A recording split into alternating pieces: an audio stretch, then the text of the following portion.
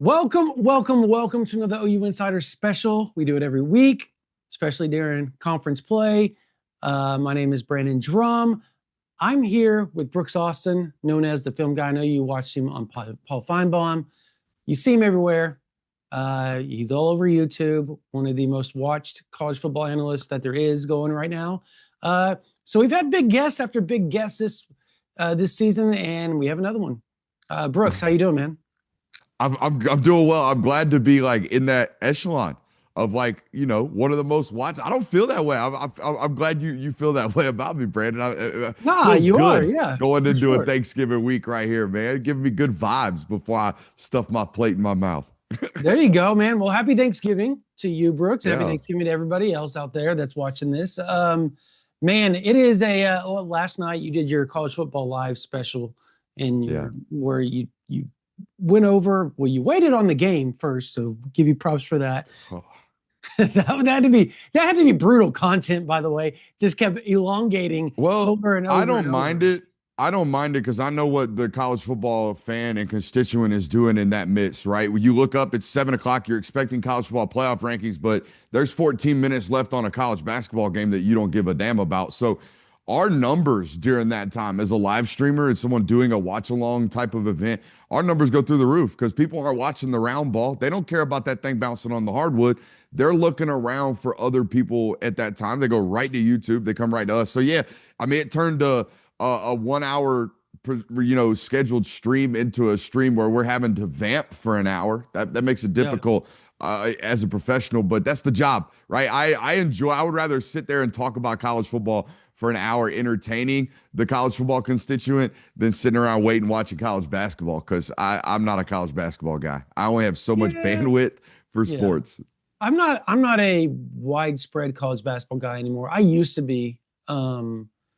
The one and done's kind of ruined me a little bit. Mm, When I was coming up, the guys were in, and probably you as well. They were in school for 2 and 3 years. You got to know yeah. the players a little bit. Basketball felt like it was a little better.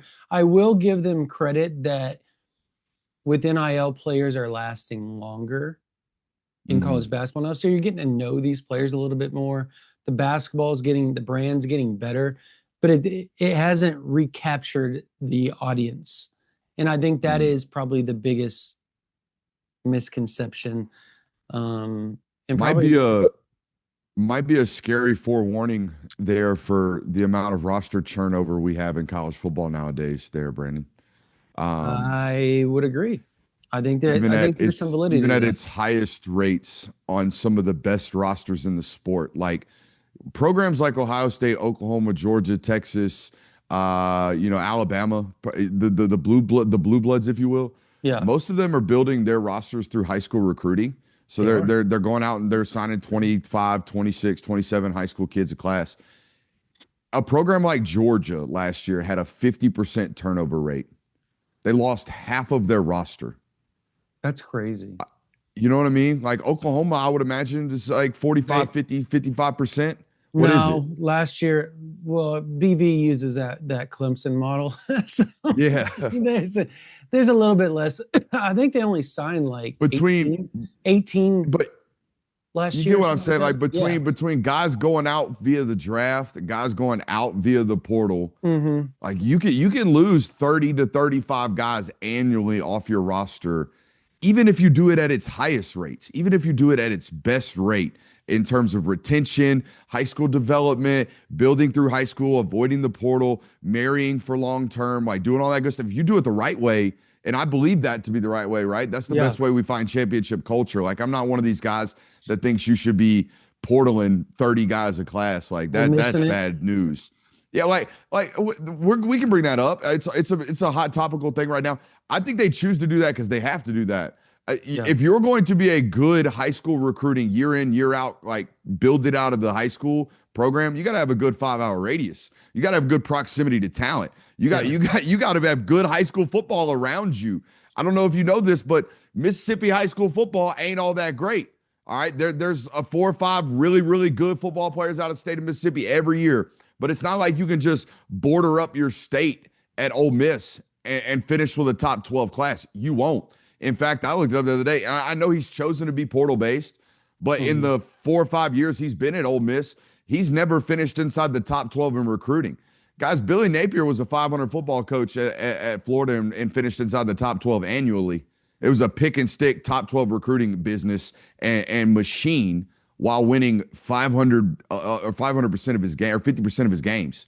That's Yeah. not the case at Ole Miss. You have to be portal based. He's doing a great job, and they're doing a great job. And I would imagine the next football coach, if Lane doesn't stay there, the next football coach will be given plenty of resources to go out and band-aid everything with the portal and make the roster whole. But that doesn't mean it's going to every year be easy. You know what I mean? Yeah. Yeah, that's the crazy thing. Like he has Memphis, he's got the short drive to New Orleans, but outside of that, he doesn't have like Norman's a prime example. Norman And is in the metro of Oklahoma City. mhm, Oklahoma generally, particularly, let's look at 2027 class in general.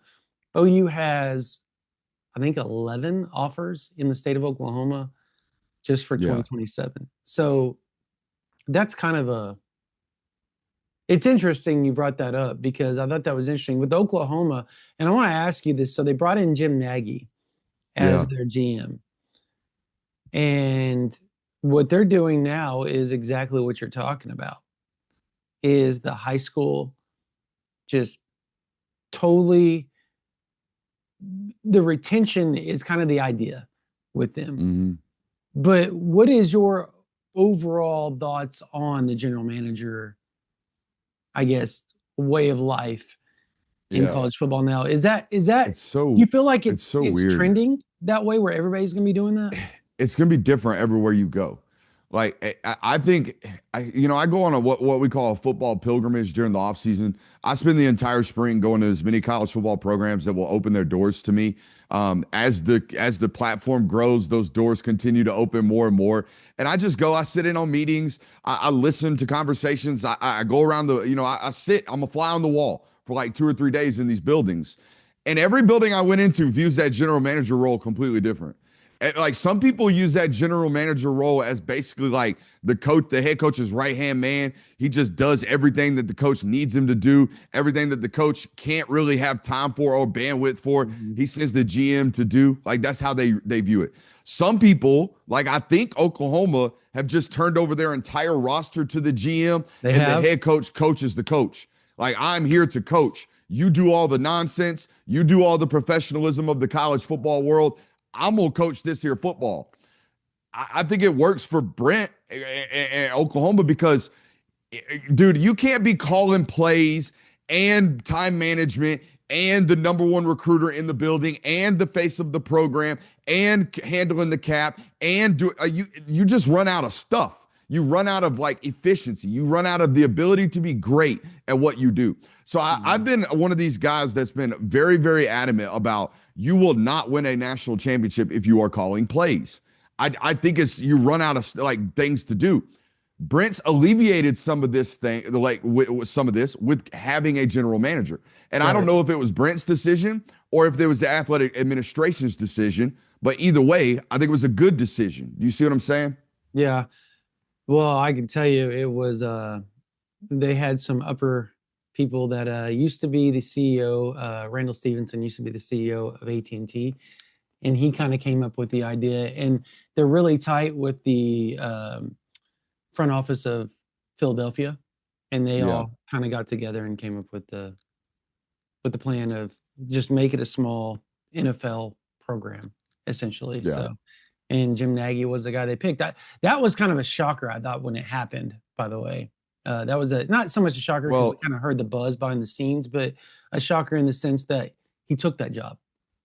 I Because mean, I think there was a lot of people that viewed Jim as like the 33rd general manager or like the next in line to be an NFL general manager.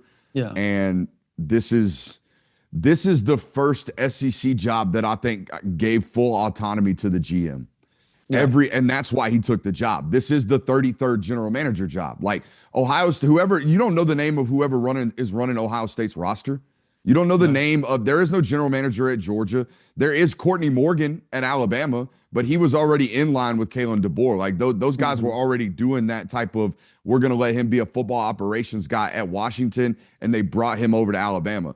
Apart from that, you don't know the name of another general manager in college football. Maybe Brandon Harris, but he's labeled a director of player personnel / GM at Texas. His job is to help coaches, not make the decision for coaches, in my opinion. I think Nagy's the only one in this sport right now that essentially has full autonomy of the roster.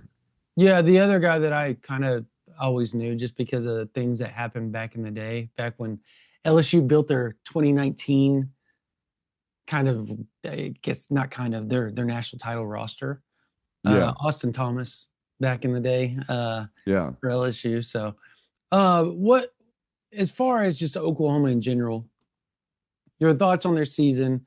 I know the schedule didn't turn out to be as tough as everybody thought it was going to be.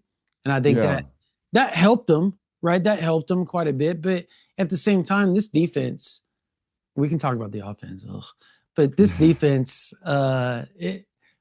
if somebody was to ask you the best defense in college football, is Oklahoma the first team that comes to mind to you? No, it's Ohio State and then it's Oklahoma. But it's so far and away those two. And then I can't even think of a third, honest to God.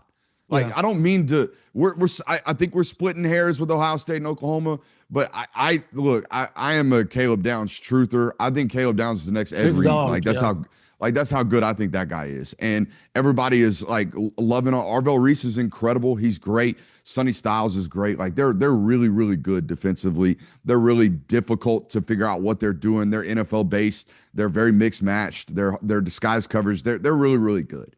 But Oklahoma is right there with them in terms of, holy hell, they might be able to win a national title off defensive alone. They might 17-14 their way to a semifinal or a national championship game. Like, that's how good the defenses are. That's what I think of them. And to be honest with you, I thought they lost two like staples of that early regime in Oklahoma last year. Like losing Billy Bowman and losing the Stutzman at linebacker. Like those were two highly impactful football players, and you got better. Your defense is better. That's really, really impressive to me that you can lose what I think to be really, really highly impactful NFL staple players in your roster at critical positions, and you only get better. I'm not great with names, so you're going to have to help me out here. Number 10 for you guys, Kip Lewis. Freakazoid. Yep. Freakazoid. Yep. Absolute freak. Like really, really highly intellectual football player, is a great blitzer. When I talk to like SEC coaches that have to prepare for Oklahoma, they're terrified about him. They don't know what he's going to do. They don't know how they're going to be used that day. They use him as a blitzer. They use him as a great box player. He's an extended out of box player. He's a great coverage player. He's great. All right. The other player, Kendall Daniels, I think is his name, number 5, the transfer from Oklahoma State. Yep. What an avatar. What an absolute alien that they got rolled out there. He's 6'5", he's 242 pounds, and Brent plays him like a safety. Like he plays him like a hybrid nickel player. So you guys are basically playing big, but he's playing nickel-based structure with a 6'5", 242-pound athlete, which, by the way, another sign of modern times in college football. That kid was a Cowboy, now he's a Sooner. Like that normally, I don't know how y'all feel about that, but that normally does not happen, and he's one of y'all's most impactful players with regards to your structure of defense. And obviously the box players, right? The craziest part about this is the last, month, y'all have done this defensively without your best player, R. Mason Thomas. So like it's been really crazy to watch. I have always said about Venables that if you just give him offensive pulse, he'll probably be a playoff team because the defense is that great. And by the way, it was true with this way at Clemson. When he had any type of offensive pulse, they were a national title contender because the defense was that great. They are back to that at Oklahoma now. Now, do they have offensive pulse? That's the question. Do they have offensive pulse right now? Look, I looked at the schedule this year. I looked at John Mateer's eligibility. I looked at the roster movements. I looked at the hiring of Jim Nagy in the offseason this past year, and I said, Oklahoma's window is next year. The fact that you have gotten into a playoff standard this year, clap it up. Like, I know that sounds like really, really disingenuous to this window and disingenuous to the fact that you're a playoff team now and you realistically have a chance to go win a title now. But I think I think you just are ahead of schedule, and that's great because I think you still need weapons. You still need a good offensive line, consistent offensive line. You still need Fasusi and Eddie Pierre-Louis to get another year under their belt. Like, those are blue chip players that will be great next year. They're surviving right now. They're drinking through a fire hose right now. So, yeah, you got a chance this weekend against LSU to go 10-2 and firmly entrench yourself into a college football playoff. But you're still a relatively flawed roster. You're a roster with holes in it. Yeah. And you have another year to plug those holes and assume that you're still going to have great defense because that's what Venables does. Yeah. So you brought up the defense and you said you're not sure if the offense has a pulse. I think right now it's clear. They're trying to resuscitate it right now. Yeah, they're getting the defibs back up. They got the defibs up right now, trying to see if they can get a pulse going, and it's not working. It's not working right now. We'll see what happens this weekend. I actually think this weekend, as odd as it sounds, and I've been petrified of this game, but there's something. I predicted OU to beat Tennessee and Alabama, and some people will call me a homer, but I did it because I thought Oklahoma was good at the things at shutting down the things that they were good at, if that makes sense. Yeah. No, and so that's why I picked it. And I thought, well, it just made sense to me, particularly because Alabama couldn't run the ball. So I was like, yeah, I'm going to take Oklahoma on this. The Tennessee game, I said I didn't feel confident with it, but I thought Oklahoma knew how to shut down the veer and shoot offense that they run because of their time with Levy. And he kind of probably figured it out because Levy is a Heupel disciple. And Heupel's a Briles disciple. So it all goes hand in hand. So I thought maybe that would be why. And I got lucky. But at the same time, I picked it by 1 point, by the way. Both games by 1 point as far as my prediction on the score. But I want to ask you, this offense with Mateer, can they come alive? Can they come alive? Is it too late? Well, here's the deal about them. And I feel like it's not even about consistent life from them. It's about maximizing the opportunities that the defense presents us, because the defense is going to give them short fields. The defense is either going to create turnovers or manage field position to a point where they got the ball at the plus 45, and it's like, all right, can we get 12 to 25 yards, absolutely solidify a field goal, and then maybe punch one in the box? They do not have to score 40 points a game to win a national title. They do not have to score. They've gone 10-2 with a measly offense. Okay. Yeah. This weekend, guys, I think their defense has a chance to, if I said, I do not think this is asinine, and I'm known as a hot taker. People think I'm a hot take guy, but I don't think this is asinine. I think there's an opportunity this weekend. Oklahoma's defense outscores LSU's offense. Oh, I don't think that's asinine at all. No, I don't think that's asinine at all. No. So that's where we're at with the level of excellence with them defensively. Okay. I think what's been really, really key for them late to close the season is that they've gotten back to actually being able to summon a run game. And if we can run the football, even if it requires John Mateer to run the football 12 times in a game, if we can run the football in these must-win games and we can summon 160 yards on the ground and we have a top 2 defense, we have a recipe for success. And we have a great field goal kicker, and we're great on special teams, and turnovers are coming back to our favor now. Turnovers are a very lucky thing. They're a very up and down thing. They're unpredictable by nature, right? But great defenses normally produce them. I think y'all went the first 7 weeks without producing a turnover. That normally does not happen. So this type of stuff is the recipe for winning. Again, I'm not picking you to win a national title. I don't think Oklahoma's going to go do it because they have problems offensively. They will have a bad day and they'll give up 28 points and they might lose 28-21. And that stinks, but that's okay. You're here. I do not think I picked you to be here and didn't think you were going to be here. Now it's about finding ways to win now that you're here. I felt this way about Georgia last year. Georgia was a flawed roster last year when they got there. They led the nation in drops. They were 100th in running the football. They were in bad offense last year. They were an incomplete offense last year. Yeah. But they had a chance. They were within a score against a Notre Dame football team that went on to be within a score of an Ohio State team that won a national title. We are in a margin sport right now at this point in the season. So find ways to win games in the margins. Yeah. Now, I guess the last few questions before we get to before we talk about the OU LSU game real quick, the rankings last night. Yeah. Just, I mean, is there a world where if they remove Kiffin or Kiffin goes to LSU or Florida where they remove them from the college football playoffs? Like, is that realistic? People are comparing this to Florida State when they lost Jordan Travis. The difference is, didn't we have 3 games of sample size of Florida State's offense looking anemic with their backup quarterback? Like, we have no idea what Ole Miss looks like without their head coach, right? So we don't know. I think, and also that was splitting the hairs between 5 really good, like noteworthy college football playoff teams. Yeah. Maybe 6. Arguably, you could argue 6 with Georgia as well, because Georgia had 1 loss all year, and it was the SEC championship game in that college football playoff season. I think a lot of people forget about that. There were 6 teams. They had to dwindle down to 4.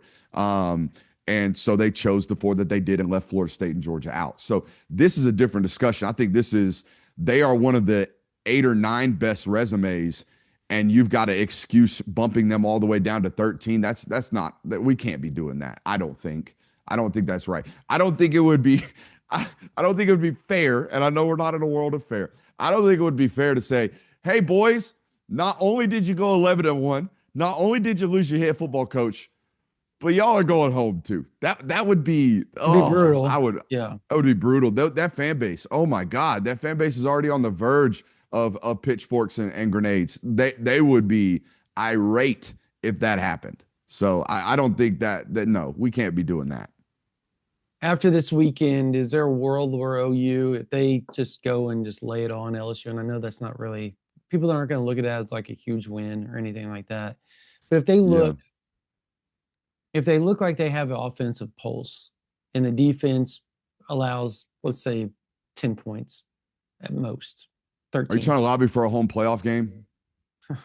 I don't want to travel for the first time. So yes, I think everybody in the top 8 is kind of pigeonholed. I think everybody's kind of stuck where they're at. I don't know if there's anybody except for, I really don't know. Like, A&M can't move up, and like I don't know if anybody's moving. I think everybody's just kind of stuck where they're at right now. Alabama would, if they go on and win an SEC championship, they would climb up.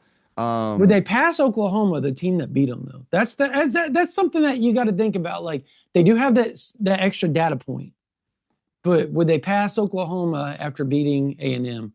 We've seen that A&M kind of is flawed at the end as the season goes along. That they haven't played anybody outside of Texas. The only thing the College Football Playoff Committee has been consistent about is they do not care about wins. All they care about is justifying losses. Like, this is no more prevalent than with Notre Dame and Miami.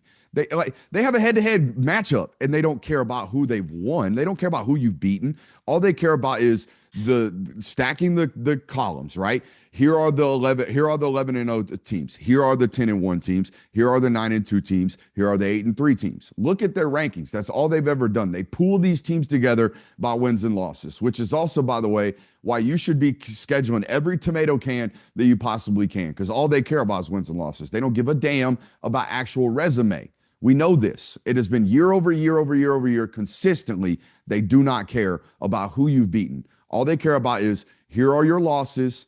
Let's look through those. So that would be the debate. Like, Alabama and Oklahoma, look at their resumes. Which losses are worse? You'd probably say Alabama's, and then you'd put Oklahoma above them. You see what I mean? I think that's all they're doing.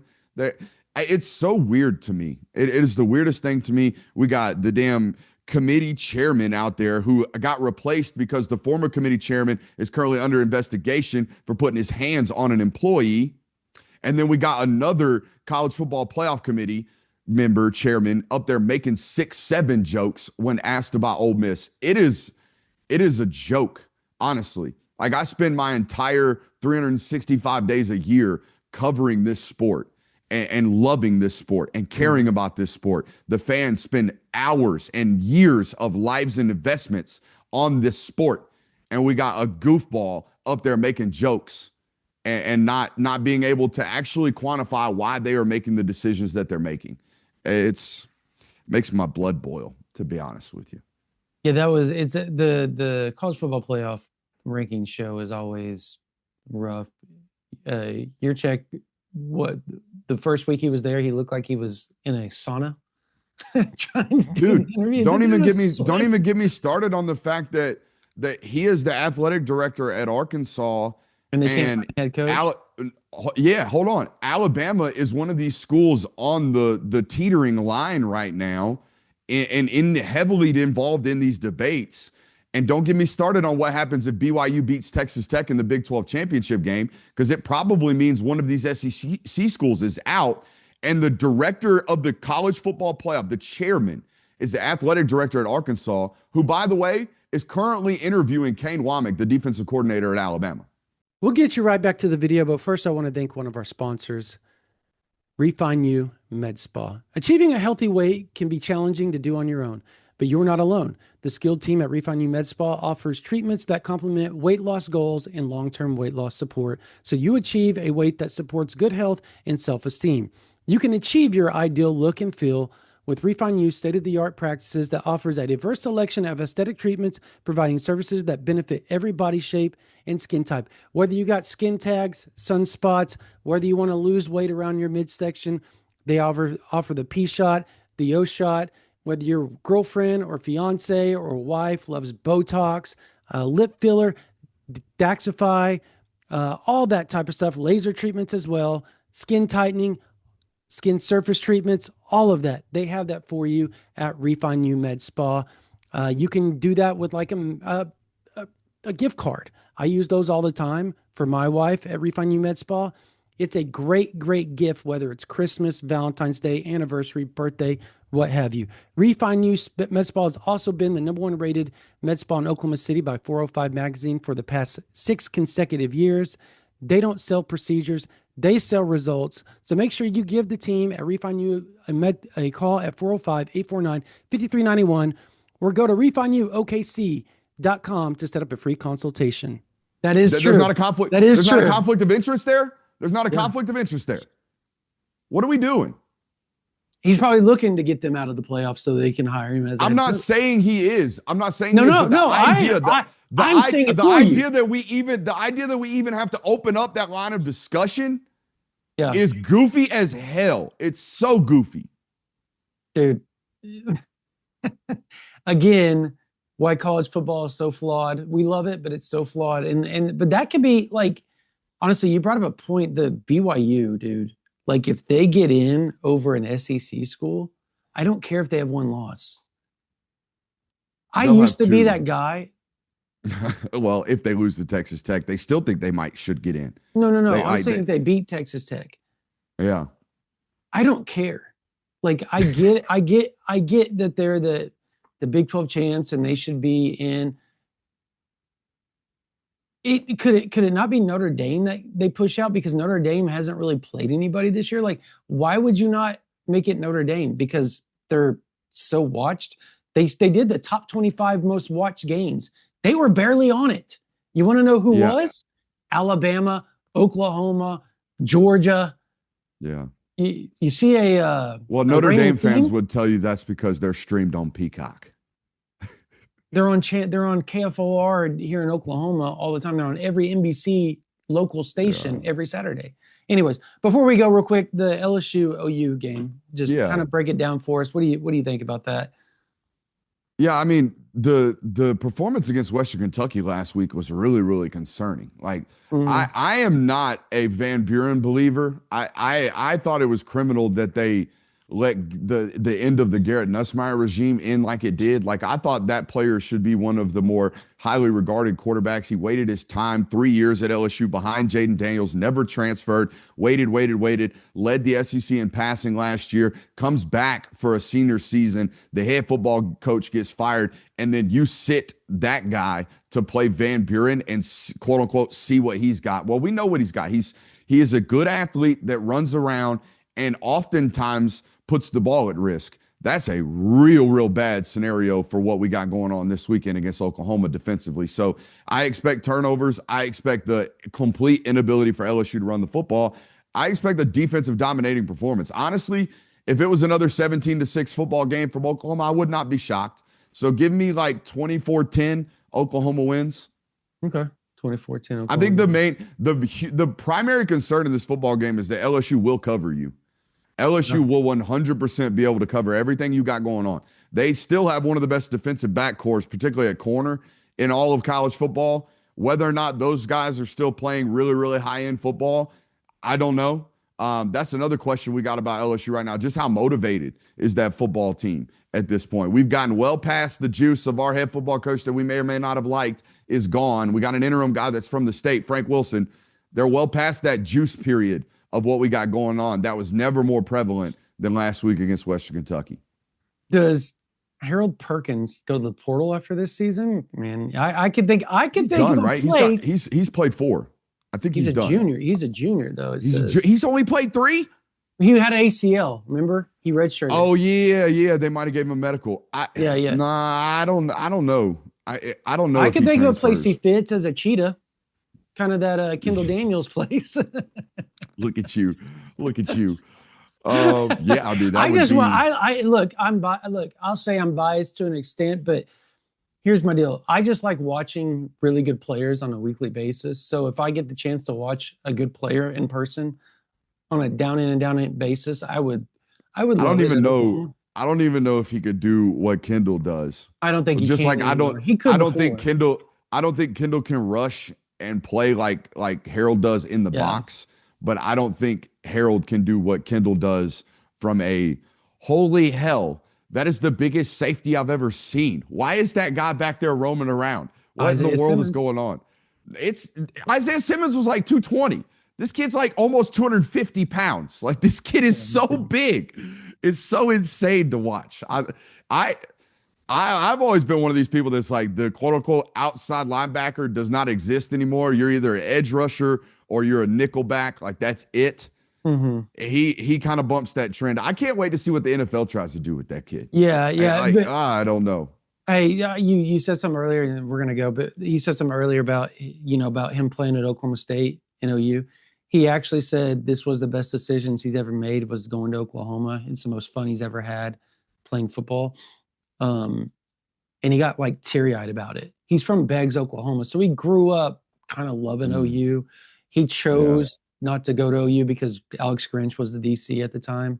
So there was all this type of stuff. But yeah, it was a cool little interview the other day. But anyways, honestly, I remember. I'm sorry to cut you off. I remember Trevor Etienne saying something similar, transferring from Florida and going to Georgia, and just being like this. I transferred here because I wanted to play in big games. I wanted to play in meaningful things.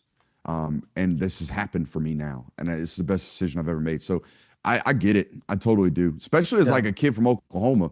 You would imagine you grow up in Oklahoma wanting to be a Sooner, and anything that else happens is because it had to happen and because Oklahoma was not an opportunity, you would imagine. Yeah. No, yeah, very much so. But Brooks, thank you so much. This is Brooks Austin, Film Guy. You should go over to his YouTube channel. It's just The Film Guy, right? Is what his channel? That's it. The Film Guy. Hit that subscribe button for him. Make sure you subscribe and like OU Insider if you're watching here. We're not up to the 80,000s like Brooks, but we're trying to get up to 30,000. We're close. We're getting a lot closer. We're pushing to 25 right now, and that's kind of our goal. But if you can help us get to 25,000, even 30,000, you guys hit that like, that subscribe button, hit that hype down there. I guess that's what they do nowadays. It's that hype thing. I just learned about that the other day. Like that's kind of good. That's how they push the analytics in the algorithm now for YouTube. It's kind of crazy. But Brooks, thank you so much for doing this, man. It was a good conversation. I enjoyed it. It was fun. Make sure you go over there, learn. He breaks down film. Almost every OU game is broken down every week in conference. I need unedited mini men, and I need a home playoff game for Oklahoma for unedited mini men in the fourth quarter. That's what I need. You will get it. You'll get the fourth quarter. It'll because it'll be night this Saturday because they're kicking off at 2:30. So the mini men will be going at night this week. So let's go. Let's go. I'll be tuning in. All right, man. Appreciate you, Brooks. Thank you so much.